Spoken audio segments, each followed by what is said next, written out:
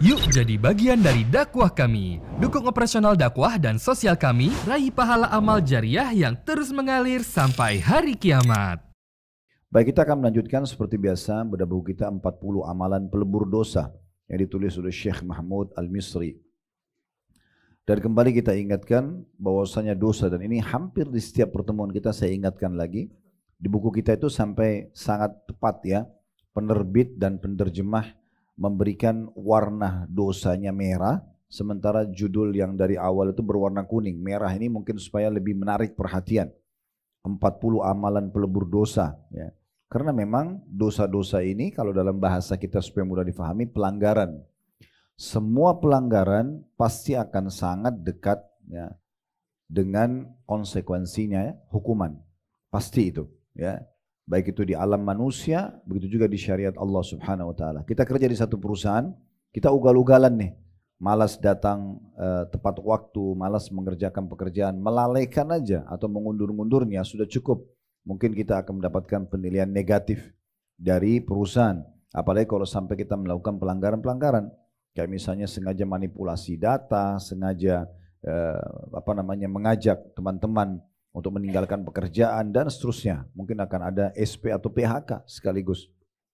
Nah di syariat Allah SWT ada itu. Semua maksiat atau dosa yang biasa kita dengar itu adalah pelanggaran.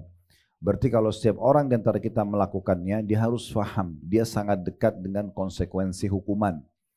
Satu sisi Allah itu Rahmanur Rahim. Allah Maha Pengasih dan Maha Penyayang. Allah itu Ghafur, Maha Pengampun, Afu, suka dan tidak pernah bosan memaafkan hamba-hambanya. Itu betul. Bagi orang yang mau memperbaiki keadaannya, bagi orang yang taat. Tapi bagi pelaku dosa, bukan ini yang dipakai.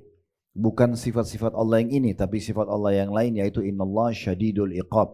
Allah sangat berat siksaannya. Jadi harus disesuaikan kalau kita mau adil, kalau kita patuh kepada Allah, kita menjadi hamba-hamba yang soleh dan solehah. Kita juga kalau pernah melakukan kesalahan, coba taubat dan kembali kepada Allah, maka sifat-sifat Allah yang Maha Pengasih, Maha Penyayang, Maha Pengampun, oke, itu bisa tepat sasaran. Karena memang Allah sangat penyayang dengan hamba-hambanya yang patuh dan mau kembali kepadanya. Tapi kalau kita terus terjerumus dalam pelanggaran-pelanggaran, terus saja lalai dalam sholatnya, dalam puasanya, dalam membaca Qur'annya dan segala macam jenis ibadah, ini luar biasa. Ya, kita harus tahu Allah itu syadidul iqab. Allah sangat berat siksaannya. Jadi kalau kita berbuat satu amal soleh, mungkin satu kali kita sholat berjamaah, bisa saja Allah balas dengan sepekan kesehatan misalnya. Padahal sholatnya cuma 10 menit. Begitu juga dengan hukuman. Bisa saja kita cuma melakukan satu perbuatan yang kita anggap dosa kecil, itu sudah cukup untuk membuat kita dihukum sepekan atau 1 bulan. Ya, menderita, sumpek, sedih, ya, gagal usahanya, ribut rumah tangganya dan segala macam hal. Kadang-kadang hanya dari sebuah pelanggaran kecil. Maka harus difahami baik-baik teman-teman sekalian. Amal soleh dipelajari untuk diterapkan. Kalau dosa dipelajari untuk dihindari. Tidak perlu kita coba, oh khamr itu haram dalam Islam, saya mau tahu dulu rasanya seperti apa. Zina itu haram, saya mau tahu dulu rasanya seperti apa. Babi itu diharamkan, saya mau tahu dulu kenapa rasanya seperti apa. Enggak perlu. Tahu itu haram, tinggalkan saja. Enggak perlu kita coba gitu. Ya. Jadi itu karena mendatangkan konsekuensi hukuman. Nah, buku yang sedang kita bedah ini adalah mengajarkan kepada kita dan menyampaikan ada cara yang bisa melebur dosa-dosa itu. Yang bisa melebur dosa-dosa. Dan kita sudah bahas pertemuan kita terakhir pada bulan lalu itu poin ke-10. Tentang masalah apa yang diriwayatkan oleh Imam Bukhari. Bahwasanya Nabi SAW menjelaskan nanti akan ada pembersihan sisa-sisa pelanggaran-pelanggaran di antara manusia di hari kiamat di sebuah tempat namanya Qantara. Jembatan yang berada antara surga dan neraka, atau tepatnya ya setelah melewati neraka pas mau menuju ke surga akan berkumpul di sebuah tempat namanya Qantara.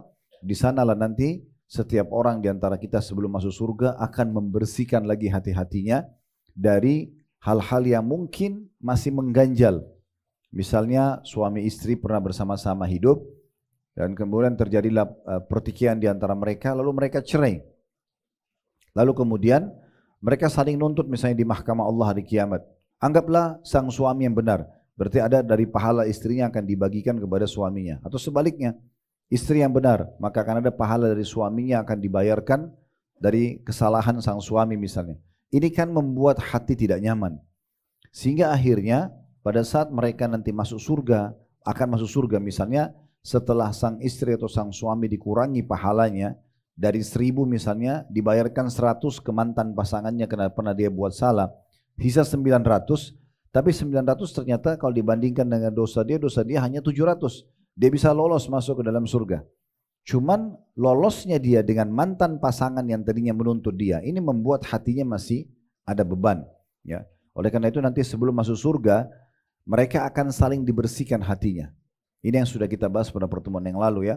Salah satu pembersih daripada hal yang mengganjal dalam hati. Maka Allah akan datangkan mereka, Allah bersihkan hati mereka sehingga masuk surga tidak ada lagi rasa dendam dan benci di antara mereka. Itu juga dengan dua orang yang sedang bertikai dan seterusnya. Ya. Ini tidak kita ulangi lagi bahasanya karena sudah kita bahas panjang lebar satu pertemuan tentang masalah itu. Kesempatan ini insya Allah kita akan masuk ke poin atau amalan ke-11. Kalau yang pegang bukunya di halaman 13 ya. Amalan yang dihadiahkan untuk seseorang mukmin. Kalau seseorang sudah meninggal dunia dan dia tidak sempat memperbanyak amal soleh atau dia cuma mengerjakan amal soleh dengan kadar tertentu, berarti itulah yang akan dia nikmati dari balasan pahala ibadahnya. Kalau dia berbuat dosa dan tidak sempat taubat, maka juga akan ada konsekuensi pembersihan dengan hukuman terhadap dosanya tadi. Kecuali dalam satu keadaan. Misal dia sudah mempersiapkan amalan-amalan soleh yang kalau dia meninggal tetap mengalir pahalanya. Atau ada orang-orang yang bisa memohon ampun untuknya setelah dia meninggal. Sehingga yang tadinya dosanya misal angkanya 700, karena dia punya anak yang selalu mendoakan, dia punya pasangan hidup yang masih hidup yang mendoakan, dia punya kerabat yang mendoakan, dia punya murid-murid yang mendoakan, dia punya komunitas yang mendoakan misalnya, lalu kemudian dibersihkan dosanya. Bisa saja dosa itu sampai habis. Tidak ada lagi yang harus dia dituntut pada hari kiamat misalnya. Itu karena dia sudah mempersiapkan dari sebelum dia meninggal, ada hal-hal ini yang akan lahir dan akan muncul setelah dia meninggal. Nah ini sebenarnya lebih fokus bahasan kita ke poin itu. Jadi salah satu yang bisa melebur dosa-dosa itu adalah adanya orang-orang yang setelah kita meninggal memohon ampun buat kita. Atau dia beramal, amal ini ya diniatkan buat kita dan sampai kepada kita. Tentu tidak semua amal bisa sampai kepada kita, tapi haji, umroh, sedekah misalnya ya, doa, memohon ampun, semua itu akan bisa sampai kepada si mayit. Saya akan bacakan dulu, seperti biasa metode kita dalam bedah buku ini. Kita baca dulu apa yang ditulis oleh penulis, baru kemudian kita lebih panjang lebar masuk dalam syarah atau penjelasannya. Kata penulis, amalan ke-11 yang dapat melebur dosa adalah amalan yang dihadiahkan untuk seseorang mukmin. Hal itu dapat berupa pahala sedekah atau haji atau ibadah lainnya. Ahlus sunnah sepakat bahwa orang-orang mati dari kalangan orang-orang beriman akan mendapatkan manfaat dari usaha orang-orang yang masih hidup melalui dua sarana. Sarana yang pertama, kalau kita sudah meninggal tetap bisa kita dapatkan pahala lagi, baik itu pahala tambahan amal atau pengampunan dosa-dosa yang pernah kita kerjakan yang belum sempat kita memohon ampun pada saat kita hidup. Sarana pertama, sarana yang dihasilkan oleh si mayit selama hidupnya. Berdasarkan hadis yang sahih yang diriwayatkan oleh Imam Muslim, bahwasanya Nabi SAW bersabda, "Idza matal insanu inqata anhu amalu illa min thalathatin, illa min sadaqatin jariyah, aw ilmin yuntafa'u bihi, aw waladin salihin yad'u lahu." Artinya, jika seorang manusia meninggal dunia, maka terputuslah amalnya kecuali dari 3 perkara atau 3 sumber: sedekah jariyah, ilmu yang bermanfaat, atau anak soleh yang mendoakannya. Ini sarana pertama. Yang kedua, sarana berupa doa orang-orang muslim dan istighfar mereka, serta sedekah dan juga haji. Para ulama berbeda pendapat tentang ibadah-ibadah badaniyah atau secara badan seperti saum atau puasa, sholat, membaca Al-Quran dan zikir. Abu Hanifah, Imam Ahmad, dan juga jumhur salaf berpendapat bahwa ia sampai kepada mayit. Sedangkan pendapat yang masyhur dari mazhab Asy-Syafi'i dan Malik bahwasanya ia tidak sampai. Terkait kiat-kiat untuk meleburkan dosa-dosa, maka ada yang berbentuk amal-amal perbuatan yang dilakukan oleh seorang hamba atau perkataan-perkataan yang diucapkannya, yang karena perkataan atau perbuatan itu Allah mengampuninya. Terkadang kiat ini disebutkan dalam bentuk kabar-kabar dari Nabi SAW tentang suatu amalan yang dilakukan umat-umat terdahulu. Tujuannya agar kita juga meneladani mereka melakukan amal-amal tersebut, dengan harapan Allah akan mengampuni kita sebagaimana Allah telah mengampuni mereka karena amal-amal tersebut. Berikut ini, wahai saudaraku dan saudariku tercinta, kiat-kiat yang dapat meleburkan dosa. Aku menyuguhkannya kepada kalian seraya berharap kepada Allah SWT yang maha besar atau agar mengampuni semua dosa-dosa kita dan menutupi aib-aib kita. Jadi nanti ke depannya kita akan masuk ke masalah amalan-amalan yang melebur dosa-dosa lebih rinci lagi. Kita coba sekarang, itu tadi baru saya bacakan apa yang ditulis oleh penulis, kita coba bedah apa yang ditulis oleh penulis ini dan kita korek mutiara ilmunya. Di paragraf pertama, di halaman 13, ya, di situ penulis mengatakan, ahli sunnah sepakat bahwasanya orang-orang yang sudah mati dari kalangan orang-orang beriman masih bisa mendapatkan manfaat, ya, artinya sampai kepada dia transfer pahala amal soleh atau pembersihan terhadap dosa yang bisa mendatangkan hukuman buat dia di kuburan ataupun di neraka, itu dari orang-orang yang masih hidup, dari orang-orang yang masih hidup. Ini dulu kita korek teman-teman sekalian. Dari sini kita ambil mutiara ilmu yang sangat mahal sekali. Ternyata seseorang di antara kita masih diberikan peluang oleh Allah Subhanahu wa taala bukan hanya sekedar mendapatkan pahala dari amal kita sendiri. Coba kita bayangkan teman-teman kalau seandainya cuma pahala kita sendiri aja, misalnya kita sholat 5 waktu, kita sholat sunnah juga, anggaplah semua jenis ibadah kita kerjakan, puasa wajib, puasa sunnah, zikir, baca Quran dan seterusnya, anggaplah semua kita kerjakan. Dan misal umur kita 60 tahun, 10 tahun kita anggap dipotong masa balik, 50 tahun semua kita ibadah. Apakah ini cukup untuk membuat kita masuk ke dalam surga atau memberikan derajat tertinggi di surga? Allahu alam. Tapi yang jelas kalau secara hitung-hitungan sholat 5 waktu yang hanya 5 menit atau 10 menit satu sholat, ya kali 5 waktu sholat sehari, itu masih sangat sedikit. Ya, kalau kita pecah dia secara sub atau bagian-bagian. Kalau akumulasi mungkin 50 tahun terlihat besar. Tapi kalau kita lihat akumulasi waktu 24 jam kali 50 tahun itu sangat kecil kita kerjakan ibadah tersebut. Oleh karena itu Allah Subhanahu wa taala memberikan peluang agar kita bisa meraih pahala ekstra dari orang-orang di sekitar kita. Kita mulai dulu dari sama-sama hidup. Saya dengan orang lain hidup. Bisa enggak saya raih pahala dari mereka selain pahala saya? Jawabannya bisa. Bisa enggak? Yang kedua, saya raih pahala setelah saya meninggal dari mereka yang masih hidup? Nah bisa. Kalau poin yang pertama, kita sama-sama hidup, contohnya. Teman-teman coba menjadi marketing ibadah.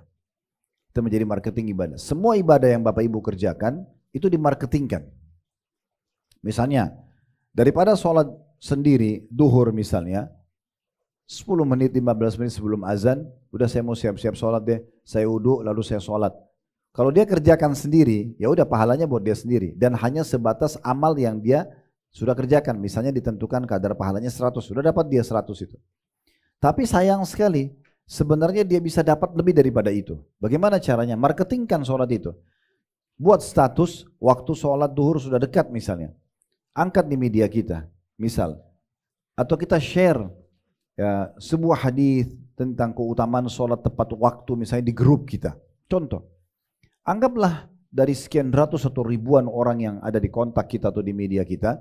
Ya, apalagi kalau mereka ada yang juga share lagi ke orang lain misalnya. Itu 10 orang aja. 10 orang yang ikut misalnya.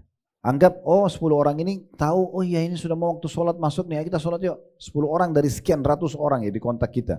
Setiap orang dari kita saya yakin punya lebih dari 100 orang kontak di handphonenya. Itu minimal ya. Mungkin lebih daripada itu. Sekarang 10 orang saja ikut sholat, walaupun beda kota, beda masjid, ya, beda tempat lah ya. Laki-laki perempuan lalu mereka sholat. Anggap masing-masing mendapatkan juga 100 pahala. Karena mereka kerjaan sholat. Tapi kita karena memarketingkan sholat tadi, kita yang menawarkan kepada mereka, kita akan diberikan pahala mereka tanpa dikurangi sedikit pun dari pahala mereka. Anggap 10 orang itu masing-masing dapat 100 pahala, 100 pahala, 100 pahala, 100 pahala, 10 orang itu. Sudah mereka dapatkan. Tapi mereka kan tadi sholat ini karena ada andil kita di situ. Kita yang memberikan informasi kepada mereka atau mengingatkan mereka. Maka Allah dengan kemahamurahannya memberikan kita 100 punya mereka itu diberikan kepada kita. Kita mendapatkan 1100 pahala, sementara tidak dikurangi dari pahala mereka sedikit pun. Itu hadis yang masyhur, di mana Nabi SAW mengatakan siapa yang menunjukkan pada satu kebaikan, maka Allah akan memberikan pahala untuk dia pada siapapun yang mengikutinya tanpa mengurangi sedikit pun dari pahala orang yang ya mengikutinya. Itu penting. Ini bisa kita tarik dalam semua ibadah. Daripada puasa ya puasa sendiri ya sebarin. Daripada umrah dan haji sendiri sebarin. Bukan niatnya riya ya. Kita tidak bicara riya. Riya itu mungkin beda sekali. Memang dia sengaja mau pamer. Enggak. Ikhlaskan niat untuk memberitahukan kepada orang-orang, ini loh ada travel murah, ini loh ada travel bagus, ini loh ada program ibadah bagus misalnya. Siapa tahu ada yang mau mengerjakannya. Atau kita share potongan ceramah 1 menit, 2 menit, setiap hari kita rutin di grup kita kirimkan. Mungkin dari 10 cuplikan ceramah, ada yang nyantol 1 aja yang membuat di antara mereka itu ada yang taubat dari dosa-dosanya atau mereka mengerjakan amal soleh, itu sangat baik. Jadi ini cara mendapatkan pahala dari orang-orang yang masih hidup. Kita bisa dapat hanya dengan modal ajakan. Susahnya apa ngajak orang itu? Nggak ada yang sulit gitu kan. Orang ahli maksiat aja bisa saling panggil-manggil sama-sama ke diskotik, sama-sama ke bar, sama-sama ke karaoke. Masa kita nggak bisa ngajak orang ke masjid dan majelis taklim, kan nggak masuk akal gitu ya. Di media kami saja itu ada jadwal taklim setiap hari. Susahnya apa? Tinggal crop itu, share atau pasang status. Anggap dari sekian ratus orang ada yang ikut di kajian itu. Baik itu offline ataupun online. Kalau masa dulu agak susah, karena kalau kita pun mau beritakan ada pengajian misalnya kalau kita hidup di masa Imam Syafi'i, Imam Ahmad dulu, kalau mau kajian orang cuma dari mulut ke mulut, gak bisa yang lain. Gak ada media. Sekarang ini media. Kita angkat di media kita, orang Indonesia di Amerika bisa baca. Bisa saja dia ikut, dia ajak teman-temannya 20-30 orang lalu dengarin online ceramah itu misalnya. Berapa banyak pahala yang bisa kita dapatkan. Ini hanya mau atau tidak mau aja gitu ya. Bagaimana kita memikirkan masalah ini. Nah begitu juga dengan itu tadi kalau ucapan. Begitu juga dengan benda ya. Benda-benda misalnya teman-teman kalau Allah berikan rezeki, seringlah berbagi sejadah, mukena, sarung, dipakai sholat gitu ya. Kalau tidak mampu yang mahal, yang biasa aja, yang sedang, nggak bisa yang murah aja ya. Sarung di negeri kita ini Masya Allah, saya dapat beberapa penawaran masuk di kantor kami. Ada sarung yang 30.000, 40.000. Mungkin memang kualitasnya tidak sampai yang harga seperti ratusan ribu atau jutaan. Tetapi ada sarung seperti ini, mungkin kalau itu Anda mampu, beli mampu sehari bagi 1 sarung nggak apa-apa. Atau sehari mampu bagi 1 mukena, misalnya contoh. Nggak bisa sehari 1, seminggu sekali. Nggak bisa seminggu sekali, sebulan sekali. Ini kan sarana yang kalau kita kasih orang dia pakai sholat, kita panen pahalanya. Misal kita lagi, contoh, kita lagi tidur di malam hari. Ternyata yang kita berikan mukena atau sejarah dipakai sholat tahajud sama dia. Kita lagi tidur, kita dapat pahala dia. Karena fase itu dipakai sama dia. Kan gitu. Hal yang lain banyak. Ada orang-orang misalnya punya kemampuan finansial. Bapak Ibu diberikan rezeki. Bapak Ibu coba datang ke masjid, lalu kemudian ini listriknya masjid saya aja yang bayar ya. Contoh, mikrofon, khatibnya khutbah, imam jadi imam, pengajian disampaikan, kita panen pahalanya. Bayarin listriknya 1 juta 2 juta per bulan misalnya masjid tersebut. Itu contohnya saja. Apalah fasilitas yang lain di masjid banyak sekali. Karpetnya, AC-nya, kalau mungkin ada kipas, apa saja yang memudahkan ibadah tersebut, kita akan panen pahalanya. Berapa banyak teman-teman kita yang menikah? Kenapa kita tidak hadiahkan kepada mereka buku tentang pernikahan? Kenapa kita tidak terlibat untuk membayarkan KUA-nya? Berapa KUA-nya? Oh 1 juta. Dari saya aja ya, saya dapat pahala. Jadi pernikahan dia 30 tahun ke depan kita ikut panen pahala. Ya biologisnya, ya keturunannya, ya nafkahnya. Hanya kita terlibat sedikit dalam masalah seperti itu. Contohnya. Jadi banyak sekali gitu ya yang kita bisa punya andil. Masjid. Pada saat ada masjid, kotak amal depan masjid, jangan lewatkan teman-teman tanpa menyumbang. Berapapun, sumbang di situ. Karena kata Nabi SAW, siapa yang membangun rumah Allah di muka bumi, maka Allah akan bangunkan baginya istana di surga. Dalam riwayat lain ada sahabat yang mengatakan begini, ya Rasulullah, tidak semua orang mampu untuk membangun masjid. Karena pikiran sahabat ini, bangun masjid pasti mahal, ya, dan harus yang besar, utuh. Kata Nabi SAW, tidak. Allah akan memberikan pahala, ya, masjid ini, ya, walaupun orang membangun masjid di muka bumi, andil dia hanya seperti sarang burung yang burung meletakkan telurnya. Ya, kita lihat burung-burung kecil, ya, itu membuat sarang burung kecil aja untuk taruh telurnya. Seperti itu saja, artinya kita cuma nyumbang di kotak amal di masjid yang dari renovasi 10.000, 100.000 rupiah, lalu dipakai, digabung untuk membangun, beli semen, beli pasir, beli keramik, beli granit, beli apalah. Maka kita sudah punya andil di situ. Setiap 5 waktu sholat orang sholat, muadzin juga kita panen pahalanya, imam kita panen pahalanya. Karena kalau saya sholat di masjid, saya dapat pahala saya. Saya ajak teman-teman 10 orang sholat, saya dapat pahala mereka. Imam dapat pahala semua makmumnya, karena dia yang mengimami mereka. Muadzin dapat pahala semuanya, makmum, imam, ya, karena dia mau menganggil hayya 'alas shalah, ayo sholat. Tapi ada orang, walaupun dia sudah meninggal dunia, atau dia masih hidup, dia panen pahala walaupun tidak hadir di situ. Itu orang yang membangun masjidnya. Kenapa kotak amal lewat? Sudahlah. Bisikan setan, sudah tidak usah bantu. Langsung tinggalin. Kenapa? Bahkan saya sering sampaikan teman-teman, kalau kita sudah menyumbang hari ini, pagi hari tadi pada saat kita keluar ke kantor, ke keluarga, silaturahim keluarga, kemanalah aktivitas kita udah nyumbang nih 10.000 atau 100.000 rupiah. Malam atau sore kita pulang masih ada kotak amal, sumbang lagi. Berarti ada 2 masjid, ada 3 masjid, walaupun di masjid yang sama. Karena kan setiap kali nyumbang kita dibangunkan istana di surga. Kenapa disia-siakan hal seperti ini? Ini kan contoh-contoh. Jadi sebenarnya kita bisa meraih pahala ekstra di masa kita hidup dari manusia yang masih hidup. Baik itu dengan ajakan tadi, baik itu dengan sarana prasarana, ya, bayarin listrik, bayarin air, ya, apalah semuanya. Itu semua bisa kita lakukan. Termasuk di pesantren, ya, kalau Anda punya teman-teman yang dikenal pesantren punya andil, bayar listrik pesantrennya, bayar apalah di situ, ya, airnya, siapin buku-buku, Quran yang dipakai baca, semua itu adalah pahala yang sangat besar, ya. Begitu juga pada saat kita sudah meninggal. Nah, sudah meninggal ini kita memang harus punya persiapan untuk itu. Bagaimana pada saat kita meninggal bisa mendapatkan tetap pahala. Nah, tadi disebutkan hadisnya, kalau anak Adam meninggal dunia, maka terputus sumber pahalanya kecuali dari 3. Disebutkanlah sedekah jariyah. Sedekah jariyah berarti sesuatu yang kita sedekahkan semasa hidup, dan itu sifatnya seperti investasi jangka panjang. Kayak wakaf tanah, karena terus akan dipakai. Kalau untuk masjid, untuk pesantren, untuk rumah anak yatim misalnya, terus menerus bermanfaat. Sumur yang terus dinikmati hasil airnya, perkebunan, ya, yang terus ada hasilnya misalnya. Semua itu bisa menjadi sedekah jariyah, artinya terus akan, ya, mengalir pahalanya. Begitu juga dengan yang kedua, ilmu yang bermanfaat. Bagaimana kita belajar ilmu agama dan mengajarkan pada orang lain.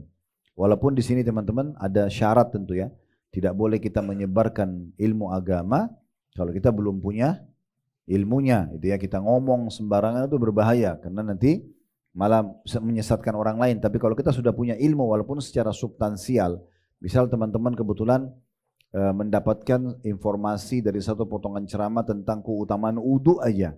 Oh, ternyata wudu itu bisa menggugurkan dosa-dosa, ya. Kata Nabi SAW, tidak ada seorang muslim yang tiba waktu sholat kemudian menyempurnakan wudunya, kecuali semua, ya, tetesan air terakhir akan menggugurkan dosa-dosanya. Dari tangan, dari mulut, dari matanya, ya, dari kepala, dari kaki dan tangan, semuanya akan menggugurkan dosa-dosanya. Misal, lalu teman-teman share atau ajarkan kepada orang lain, ini bermanfaat namanya, ya. Juga saya sarankan, ya, kalau teman-teman mau, ini ada pahala besar dalam ilmu, yaitu bagaimana kitanya sendiri menyebarluaskan buku dan artikel, ya, tulisan-tulisan para ulama kita semampu kita. Misal teman-teman kalau turun di bawah, ini bukan karena saya suruh belanja di bawah, Anda bisa belanja di mana saja. Tapi kami siapkan misalnya di sini ada satu buku-buku kecil. Buku ini termasuk kecil ya. Ada buku lebih kecil dari ini lagi. Harganya cuma 10.000 atau 15.000 rupiah. Di mana saja Anda dapatkan buku itu. Ada kesempatan sehari beli satu aja. Beli satu, datang ke satu masjid, musola, titipin di situ. Mungkin ada yang baca. Kita ketemu sama silaturahim keluarga, ketemu sama seorang teman, kita hadiahkan buku itu. Mungkin dia baca tidak hari itu, mungkin dia baca nanti. Tapi oke lah. Itu bagus karena untuk kita menjadi seorang penulis itu nggak mudah. Menyusun dalil-dalil, kita harus punya ilmu, kita harus kuat argumennya, baru kita bisa susun buku. Kalau enggak jadi salah semua gitu kan. Nah buku-buku para ulama kita sudah ada. Begitu juga dengan cuplikan-cuplikan ceramah, sudah banyak mereka angkat di media-media mereka. Ribuan, bahkan mungkin bisa kita katakan jutaan cuplikan mungkin ya, dari berbagai macam bahasan yang dibahas oleh para dai-dai dan ulama kita. Tinggal kita ambil, kita share ya. Itu tidak ada sulitnya, tidak ada kesulitannya gitu ya. Itu semua menjadi ilmu yang bermanfaat. Jadi ilmu bermanfaat ini bukan hanya sekedar dia belajar, lalu dia praktekkan buat diri dia atau diajarkan orang lain, tapi juga masuk dalamnya adalah bagaimana kita punya andil dalam orang lain gitu ya. Kita punya andil dalam orang lain. Seperti juga di yayasan kami buat khusus ada kesempatan bersedekah di sponsor dai. Saya waktu terjun di alam dakwah betul-betul berpikir di saat satu hari saya mengajar 2-3 tema misalnya, bisa menyampaikan di sekian ratus atau sekian ribu orang, bisa menyampaikan sekian belas ayat atau puluhan ayat ataupun hadis Nabi SAW. Berapa banyak pahalanya itu? Walaupun kita tidak bisa hitung ya.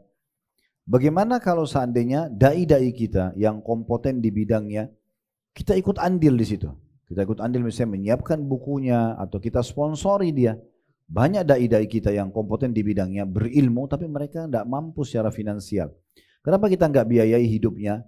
Kita berikan sponsor bulanan 2 juta, 3 juta rupiah. Minimal punya andil untuk beli berasnya, bayar listrik rumahnya. Berapa banyak umat yang diajarkan sama dia? Dan berapa banyak manfaat didapatkan? Atau kita sekolahkan anaknya, beasiswakan di pesantren supaya bisa menggantikan ayahnya misalnya.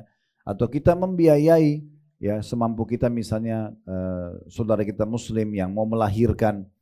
Itu luar biasa tuh ya. Karena pada saat dia melahirkan berarti kita punya andil di anak tersebut. Selama anak itu hidup, maka kita akan panen pahalanya. Dan sekian banyak contoh-contoh yang berhubungan dengan masalah ini. Yang ketiga atau anak soleh yang mendoakan. Atau anak soleh yang mendoakan. Nah ini teman-teman sekalian juga pentingnya seseorang, ya kalau mohon maaf saya bukan menyinggung siapapun ya. Kalau yang masih Allah uji belum diberikan keturunan, tetap jangan putus asa dan mohon kepada Allah. Tetapi kalau yang dikaruniakan anak ini luar biasa. Ya, dijaga baik-baik, jadikan mereka sebagai aset amal soleh kita. Tidak mungkin ini bisa terjadi kalau kita tidak didik dari kecil supaya mereka sudah biasa berhijab, mereka sudah biasa sholat, mereka sudah biasa kenal Al-Quran, mengenal Tuhannya, mengenal Nabi SAW, sehingga hidupnya selalu dalam agama. Nah, itu akan baru menjadi amal soleh dan pasti mereka juga akan menjadi atau mendoakan kita pada saat sudah meninggal. Ini di paragraf pertama dan juga di paragraf kedua ya. Sebenarnya yang sedang kita singgung ya. Karena kita sudah sebutkan tadi hadis. Ada hadis lain yang menguatkan masalah ini. Saya coba bacakan ada penjelasan dari Syekh Abdul Razak bin Abdul Muhsin Abbad hafizahullah, salah satu ulama yang sekarang sampai hari ini mengajar di Masjid Nabawi. Pada saat beliau menyampaikan hadis ini saya bacakan dulu ya dalam bahasa Arab. An Anasin radhiyallahu anhu qala Rasulullah sallallahu alaihi wasallam, dari Anas radhiyallahu anhu beliau mengatakan bahwasanya Rasulullah SAW bersabda, sab'un yajri lil 'abdi ajruhunna wa huwa fi qabrihi ba'da mauti. Ada 7 perkara, 7 perbuatan akan terus mengalir pahalanya bagi seorang hamba, maksudnya yang melakukannya, ke kuburannya, pahala itu terus mengalir untuk dia setelah dia meninggal dunia. Disebutkan yang pertama, man 'allama ilman, siapa yang mengajarkan ilmu. Nah, kalau tadi di hadis yang kita bahas itu ilmu bermanfaat ya. Di hadis yang kita bahas tadi di potongan keduanya, atau amal kedua dari 3 amal yang bisa sampai setelah orang meninggal. Setelah sedekah jariah, ilmu bermanfaat, baru anak soleh yang mendoakan. Kalau di hadis ini Ilmu itu nomor satu. Siapa yang mengajarkan ilmu, maka dia akan mendapatkan pahala yang terus mengalir setelah dia meninggal dunia. Kita dengarkan di poin ini dulu ya, dari 7 perkara yang disebutkan dalam hadis ini, kita mulai dari poin pertama, ilmu yang bermanfaat. Kata Syekh Abdul Razak rahimahullah, sungguh di antara nikmat Allah yang diberikan pada hamba-hambanya yang beriman adalah menyediakan pintu-pintu kebaikan yang sangat banyak bagi mereka. Pintu-pintu yang bisa dikerjakan oleh seorang hamba dan yang mendapatkan taufik semasa hidupnya di dunia. Di antaranya adalah yang disebutkan bagaimana mengajarkan ilmu. Kata Syekh Abdul Razak, ilmu yang dimaksud adalah ilmu yang bermanfaat yang bisa mengantarkan seseorang agar mengerti tentang agama mereka. Jadi ini bukan pilihan untuk belajar ilmu agama atau mengajarkannya, bukan pilihan, karena dia sebuah kewajiban. Kata Nabi SAW, talabul ilmi fardiyatun ala kulli muslim. Menuntut ilmu agama bagi seorang muslim adalah wajib. Jadi Bapak Ibu hadir begini ini bukan pilihan, bukan kapan ada waktu, tapi memang kewajiban gitu ya. Kata beliau, ilmu agama. Kalau ilmu umum yang lain itu adalah sunnah saja. Bapak Ibu tidak wajib jadi dokter, tidak wajib jadi insinyur, tidak wajib jadi seorang pakar IT. Tapi Anda wajib tahu sholat, tahu puasa, tahu haji dan seterusnya. Kata beliau, dikatakan dengan ilmu agama bisa mengenalkan Rob dan sesembahan mereka. Ilmu yang bisa menuntun mereka ke jalan yang lurus. Ilmu yang dengannya bisa membedakan antara petunjuk dan kesesatan atau hidayah dan kesesatan, kebenaran dan kebatilan, serta halal dan juga haram. Dari sini nampak jelas besarnya keutamaan para ulama yang selalu memberi nasihat dan para dai yang ikhlas. Merekalah ibarat pelita bagi manusia, penyangga negara, pembimbing umat dan sumber hikmah. Hidup mereka merupakan kekayaan dan kematian mereka adalah musibah. Karena mereka mengajari orang-orang yang tidak tahu, mengingatkan yang lalai, serta menerangkan petunjuk kepada orang-orang yang sesat.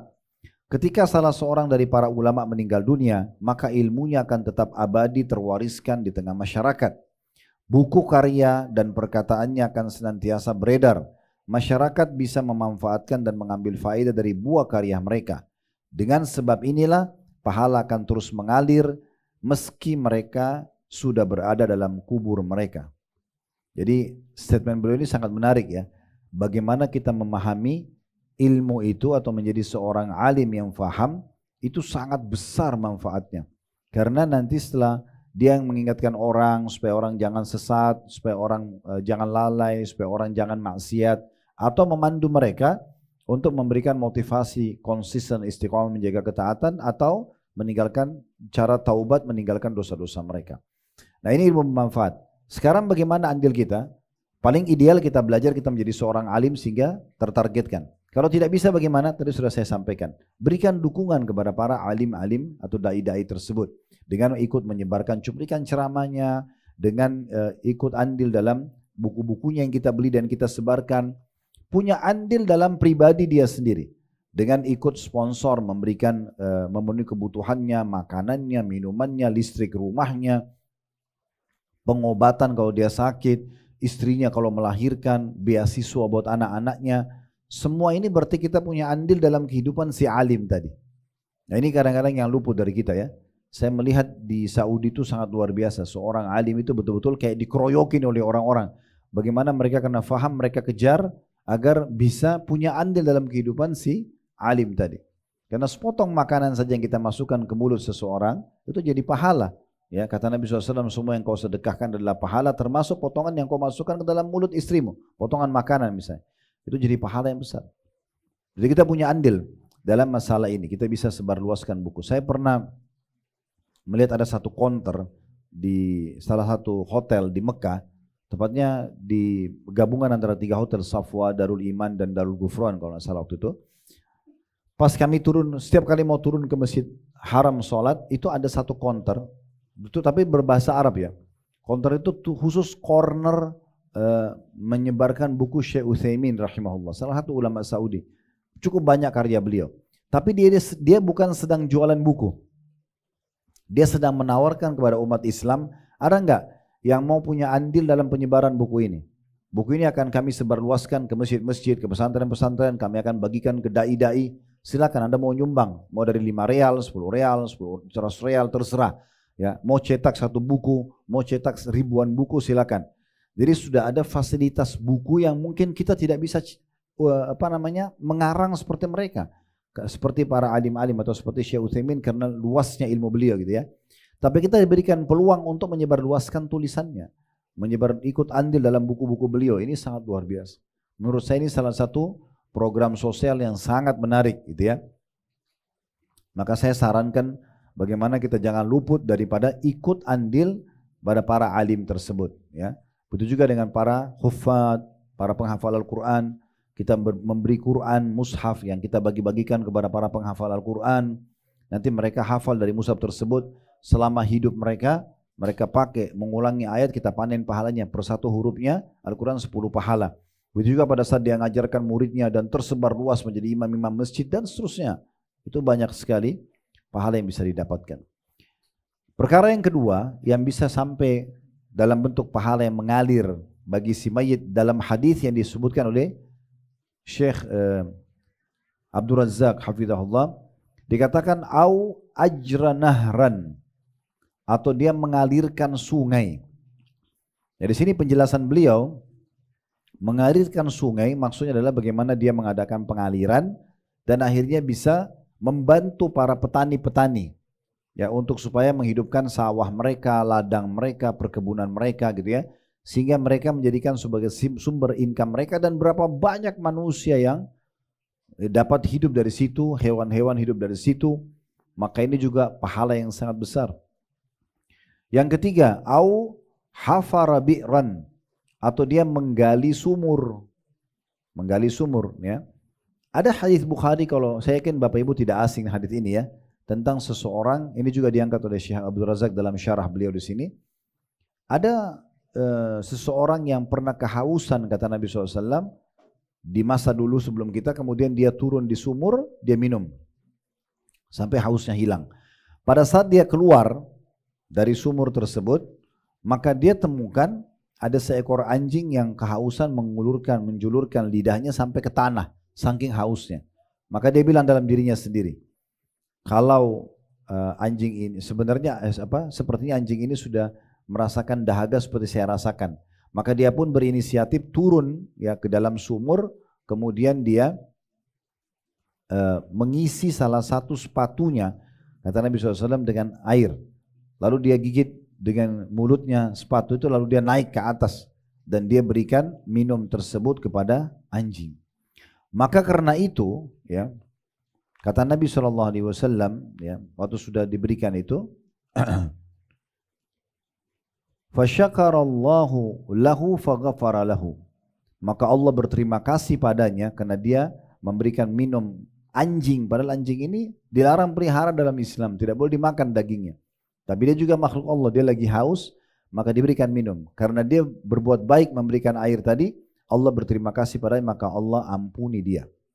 Lalu para sahabat mengatakan, kalau ya Rasulullah, wa indana fil bahaimi ajra, apakah pada hewan-hewan kami juga bisa dapat pahala? Qala atau faqala na'am fi kulli dhati kabidin ratbatin ajr. Ya.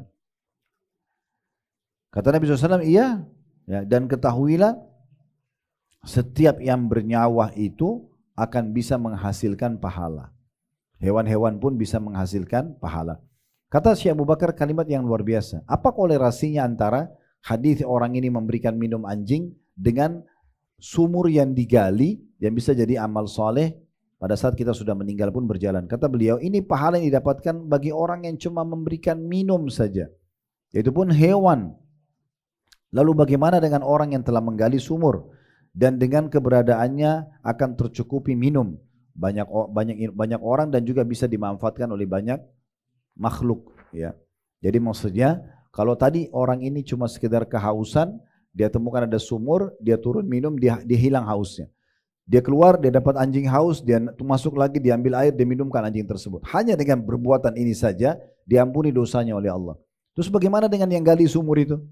Mungkin ada ribuan orang yang seperti tadi kehausan bisa hilang hausnya karena sumur tadi.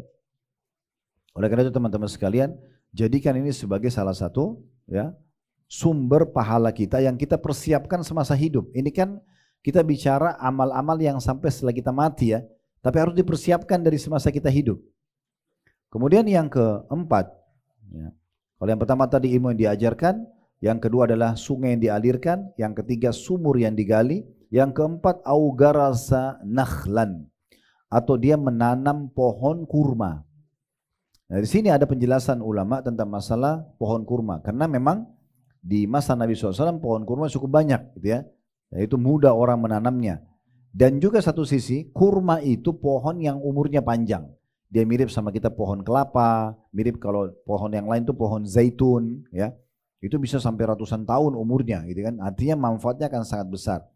Ini secara khusus, secara umum, pohon apapun yang teman-teman tanam, itu akan selama diambil manfaatnya, maka akan jadi pahala. Makanya dijelaskan dalam hadis yang lain tentang keutamaan menanam tanaman. Pernah Nabi SAW bertanya kepada seorang sahabiat, waktu itu ada pohon-pohon di situ, lalu Nabi tanya, siapa yang tanam pohon-pohon ini? Muslim atau kafir? Kata orang yang sedang ditanya oleh Nabi, Muslim ya Rasulullah. Kata Nabi SAW, ketahuilah tidak ada satupun Muslim yang menanam satu pohon, lalu diambil manfaat darinya. Daunnya kah, buahnya kah, bernaung di bawahnya kah? Kalau kita di Indonesia mungkin ada cangkok, bisa dicangkok pohon buah, lalu ditanam lagi, diambil oleh orang di rumahnya misalnya, dibawa pulang, ditanam di rumah, itu di kebunnya, kecuali akan menjadi pahala buat dia. Dalam riwayat lain, sesuatu yang dicuri dari pohon itu pun akan jadi pahala buat dia. Berarti ini salah satu sumber yang bisa kita lakukan. Makanya program pemerintah masalah penghijauan itu bagus banget, ya. Kita bisa ikut di situ. Selanjutnya, itu tadi yang keempat. Yang kelima, aubana masjidan, atau dia membangun masjid. Ini sudah kita jelaskan tadi ya. Saya tidak ulangi lagi karena memang dengan sangat mudah. Intinya selalu punya andil, ada masjid direnovasi, ada tanah baru mau dibebasin, apa saja renovasi atau baru mau dibangun, semua kita terlibat. Berapapun yang kita mampu. Ya. Kemudian selanjutnya yang keenam adalah awarratha mushafan, atau dia mewariskan mushaf. Di sini maknanya luas ya. Mushaf artinya Quran, Bapak Ibu sekalian ya. Mewariskan bagaimana caranya? Kita belajar, itu yang paling baik ya. Kita belajar lalu kita ajarkan.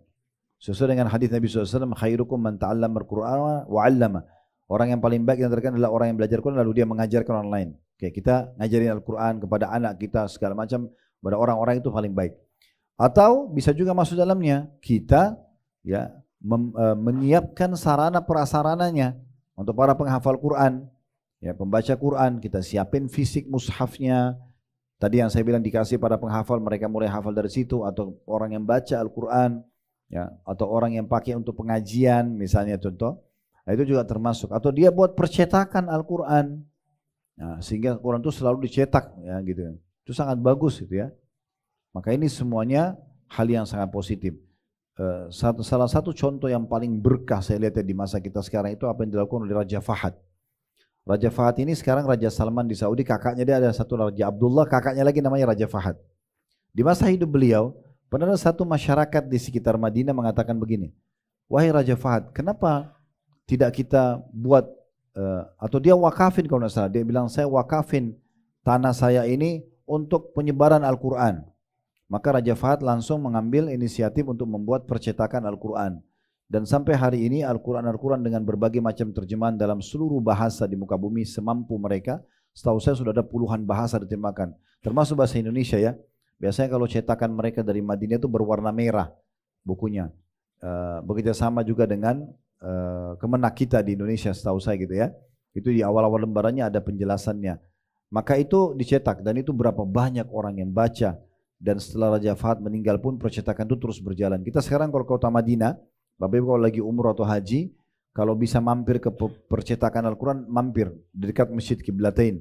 Biasanya kita disambut tuh, diterima, dijelasin keterangan. Ini loh percetakan dibangun tahun sekian, kemudian ini mesin-mesinnya, kita bisa produksi sekian banyak, kemudian kita bisa mencetak dalam sekian bahasa, ulama-ulama yang terlibat dalam membenarkan terjemahan-terjemahan tersebut, ya.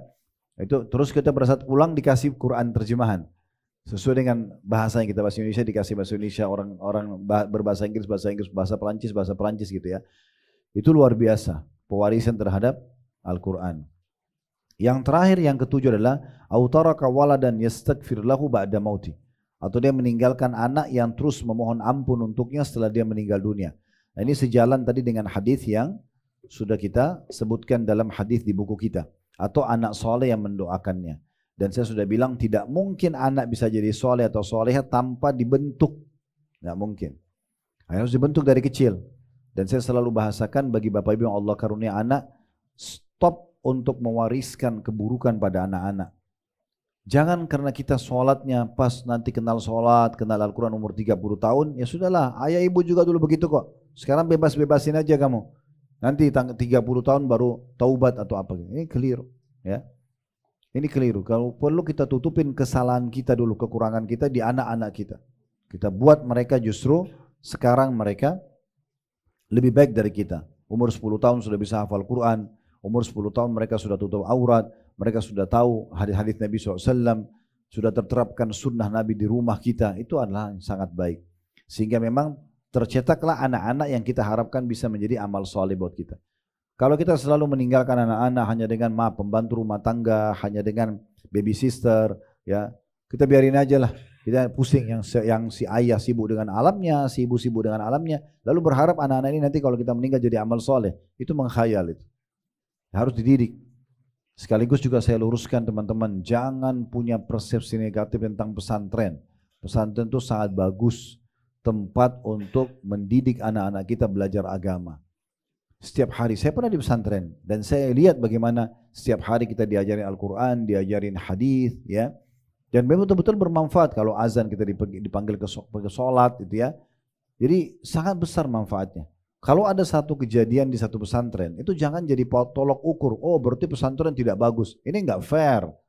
Sementara sekolah-sekolah selain pesantren banyak sekali pelanggarannya, tapi enggak dilihat gitu ya. Jadi enggak boleh, oh pesantren itu pernah ada homo. Itu homo itu di situ. Dan orang itu, oknum itu bukan semuanya. Enggak boleh pesantren jadi tolok ukur gitu kan. Dan juga jangan jadikan pesantrennya sebagai tempat ancaman buat anak-anak yang mereka pikir itu negatif. Itu tempat negatif. Misalnya, kalau kamu nakal, kamu nanti ayah atau ibu pesantrenin ya. Bagi anak-anak pesantren itu berarti momok yang menakutkan gitu. Padahal sebenarnya keliru. Pesantren itu tempat yang baik gitu kan. Tempat yang baik teman-teman sekalian ya. Ini penting sekali untuk digarisbawahi. Ini di paragraf pertama dan kedua. Kita tutup dengan ini paragraf yang selanjutnya. Yang kedua, paragraf yang ketiga, tapi poin kedua yang bisa sampai kepada mayit, yaitu sarana berupa doa orang-orang muslim dan istighfar mereka. Jadi gini, kama tadinu tudan, dalam istilah begitu ya, sebagaimana kau bersikap, kau akan disikapi. Kalau teman-teman semasa hidup baik sama orang-orang, senyum, balasan senyum apa? Senyum juga. Orang lagi sakit, kita jenguk. Pastikan kita kalau sakit nanti dijenguk orang juga. Kan itu. Orang lagi susah, kelaparan, kita beri makan. Satu waktu juga kita akan kelaparan, kita akan dibantu, kita akan mendapatkan makanan. Seperti itu. Kama tadinu tudan. Sebagaimana kau bersikap, kau akan disikapi oleh orang lain. Hari ini kita mukanya jelek, murung, mukanya itu nggak baik lah sama orang ya. Bermuka jelek dia. Selalu bertutur kata kasar, kata matanya tajam, bibirnya suka mencibir segala macam. Ini nanti akan begitu juga orang sama kita. Sama ya, sikap itu akan sampai kepada kita. Nah, kalau Bapak Ibu ingin supaya pada saat meninggal banyak yang doakan, berarti lakukan dulu itu semasa hidup. Sering doakan orang. Sering doakan orang. Di antaranya kata Nabi SAW, ini cara mendapatkan miliaran pahala dengan hitungan detik. Kata Nabi SAW, tidak ada muslim yang mendoakan muslim yang lain, kecuali Allah akan memberikan dia pahala, di setiap satu muslimnya satu pahala. Jadi sering dengar doa itu kan, Allah maghfir lil muslimina wal muslimat, ya Allah ampunilah seluruh muslim dan muslimah, mukminin dan mukminat, mukmin laki-laki dan mukminah perempuan, al-ahya minhum wal amwat, yang hidup dan juga yang sudah meninggal. Ini doa dahsyat sekali. Karena kalau kita berdoa begitu, berapa miliar muslim yang sudah meninggal dan yang juga masih hidup, kita panen pahala mereka semua. Nah, kalau kita sering berdoa begini teman-teman, pastikan juga nanti kita sudah meninggal, nanti akan didoakan oleh orang lain. Begitu juga kita sering mendoakan orang tua kita, Rabbi ghfirli wali walidayya, mereka sudah meninggal kita doakan. Nanti anak kita juga akan doakan kita. Begitu seterusnya ya. Kita sering mendoakan saudara kita yang sudah meninggal, saudara kandung, kakak, adik, paman, tante, itu juga akan didoakan nanti oleh orang-orang lain. Nah seperti itulah.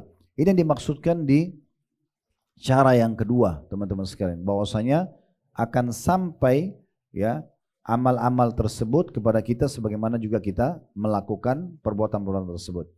Kalau ibadah badaniyah dikatakan, nah ini faedah ketiga kita ambil dari paragraf setelahnya. Disebutkan oleh penulis seperti puasa, sholat, membaca Al-Quran dan zikir. Kalau menurut Abu Hanifah dan Ahmad juga jumhur salaf berpendapat bahwa ia sampai kepada mayit. Puasa itu seperti misalnya ada saudara atau ada kerabat kita sudah meninggal, dia punya utang Ramadan, ya. Sebenarnya dia masih bisa bayar semasa dia hidup. Misalnya ada orang punya utang 3, dia masih hidup sebenarnya sampai bulan Syawal, dia masih bisa bayar, ya kan gitu. Tapi dia tunda lalu dia meninggal. Nah ini kan ahli warisnya atau walinya yang meninggal yang masih hidup itu membayarkan buat dia gitu ya. Nah begitu juga dengan ibadah-ibadah yang lainnya.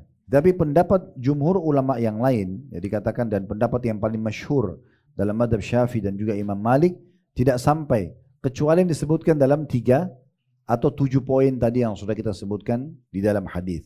Intinya sebenarnya kalau mau lebih aman kita mencari apa yang sudah ditulis dalam hadis. Kalau dalam hadis kan ditulis tidak ada disebutkan sholat, tidak ada disebutkan puasa, tapi disebutkan tentang atau baca Quran, tapi disebutkan amal-amal tadi yang sudah kita rincikan. Dan terakhir sebagai penutup, kalau ada yang punya pertanyaan silakan nanti diajukan tentunya ya. Dikatakan bahwasanya oleh penulis, ya, diharapkan bahwasanya setiap muslim selalu peduli dengan amalan-amalan pelebur-pelebur dosa itu. Bagaimana dia peduli dengan poin-poin tadi yang sudah kita jelaskan satu persatu, sehingga betul-betul nanti semasa hidupnya bisa, kalau dia hidup dia istighfar dan taubat, setelah dia meninggal tetap ada yang bisa menjadi penyebab daripada dimaafkan dosanya ataupun bertambah amal-amal solehnya. Insya Allah kedepannya nanti kita akan masuk ke rincian lebih dalam tentang pelebur-pelebur dosa dengan dalil-dalil yang dipaparkan oleh penulis ya. Saya lihat di buku kita ini kurang lebih ada disebutkan 40 ya. Jadi mulai ada masuk ke rincian masalah 40 poin itu. Dimulai dengan diatakan dari poin pertama mati di atas tauhid dan yang terakhir menyingkirkan sesuatu yang mengganggu dari jalanan. Baik sampai sini insyaallah bahasannya. Mudah-mudahan apa yang kita bahas tadi bermanfaat buat kita semuanya. Allah mudahkan kita untuk mengamalkannya dan semoga yang mengikuti acara kita ini live ataupun siaran ulang, baik itu offline ataupun online, semuanya dipenuhi hajat-hajat dunia dan akhiratnya, dimaafkan dosa-dosanya, diterima seluruh amal solehnya, dan semoga Allah satukan kita semua di surga firdausnya tanpa hisab, mana disatukan dalam majelis ilmu yang mulia ini. Ada benar dari Allah, silakan ambil dan diamalkan. Kalau ada salah dari saya, maka maafkan, dan juga saya beristighfar kepada Allah. Subhanakallahumma bihamdika, asyhadu an la ilaha illa anta astaghfiruka wa atubu ilaik. Wassalamualaikum warahmatullahi wabarakatuh.